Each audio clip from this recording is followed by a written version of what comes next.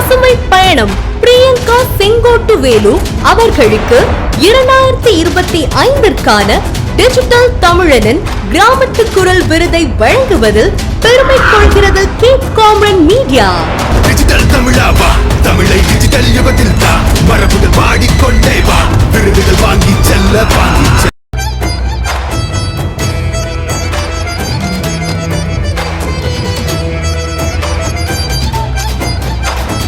பெருமை தந்த தமிழுக்கு நாம் பெருமை சொல்லுவோம், அறிவை தந்த அருவிக்கு நாம் பெருமை.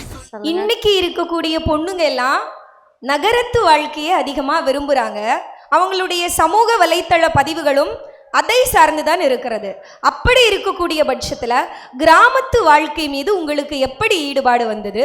இதை சமூக வலைத்தளங்கள்ல பகிரலாம் அப்படிங்கிற ஒரு எண்ணம் எப்படி வந்தது? எல்லாருக்கும் வணக்கம். என் பேர் பிரியங்கா. நான் பசுமை பயணம் அப்படின்ற இன்ஸ்டாகிராம் பேஜும் பண்ணை தோட்டம் அப்படின்ற யூடியூப் சேனலும் ரன் பண்ணிகிட்ருக்கேன். எல்லா பொண்ணுங்க மாதிரி தான் சராசரியாக எனக்கும் வந்துட்டு நகரத்து வாழ்க்கை தான் ரொம்ப பிடிக்கும். பட் நான் வளர்ந்தது பிறந்தது எல்லாமே கிராமம் தான். அப்பாவோட அப்பா, அம்மாவோட அப்பா எல்லாருமே வந்துட்டு அக்ரிகல்ச்சர் பேக்ரவுண்டு தான். ஒரு கொஞ்ச நாள் போய் கிராமத்தில் இருந்து பார்த்தீங்கன்னா உங்களுக்கு அந்த வாழ்க்கை ரொம்ப பிடிக்க ஆரம்பிச்சிரும்.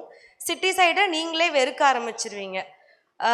நிறையா லவ், எங்கே போனாலும் உங்களுக்கு சப்போர்ட் கிடைக்கும் கிராமத்தில். ஸோ அப்படி தான் எனக்கு வந்துட்டு வில்லேஜ் லைஃப் ரொம்ப பிடிக்க ஆரம்பிச்சுது. சில டைம் எனக்கும் தோணும் இந்த லைஃப்பில் விட்டுட்டு நம்மளும் போய் சிட்டியில் ஜாலியாக மால் அந்த மாதிரி இடத்துக்குலாம் போகலான்னு. பட் அங்கே போனீங்கன்னா only for certain period you can survive there. நீங்கள் திருப்பி அக்ரிகல்ச்சருக்கு வந்துடுவீங்க. அந்த பீஸ் உங்களுக்கு சிட்டி சைடில் கிடைக்காது. அக்ரிகல்ச்சர் வில்லேஜில் தான் அந்த நிம்மதி உங்களுக்கு கிடைக்கும்.